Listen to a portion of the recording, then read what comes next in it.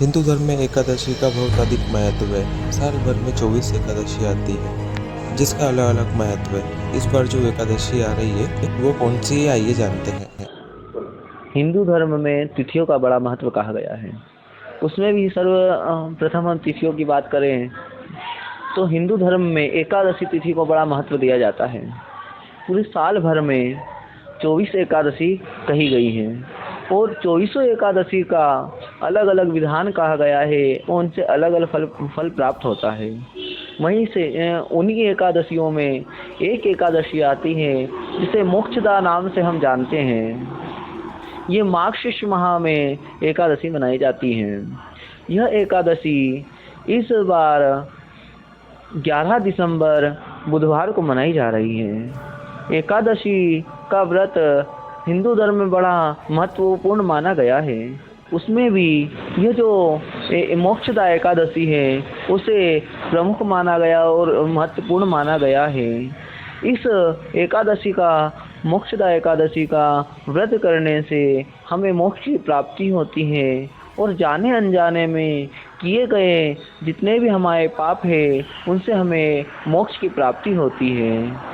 इस दिन भगवान हरि विष्णु भगवान का पूजन होता है और हरि विष्णु भगवान का पूजन कर कर एकादशी का व्रत रखा जाता है। इस दिन चाहिए कि व्रती सुबह प्रातःकाल उठें और स्नान करें। स्नान कर करके अगर हो सके तो पीले वस्त्रों को धारण कर कर भगवान विष्णु भगवान का पूजन करें और अपनी मनोकामना उन्हें समर्पित करना चाहिए।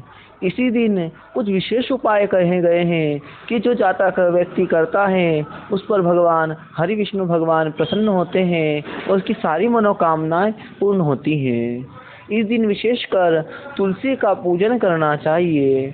जो व्यक्ति एकादशी के दिन तुलसी का पूजन करता है, उनकी आराधना कर कर घी का दीपक लगाता है और 11 परिक्रमा करता है, उसकी समस्त मनोकामनाएं पूर्ण होती हैं और सारे पाप उसके छूट जाते हैं और अंत में उसे मोक्ष की प्राप्ति होती है।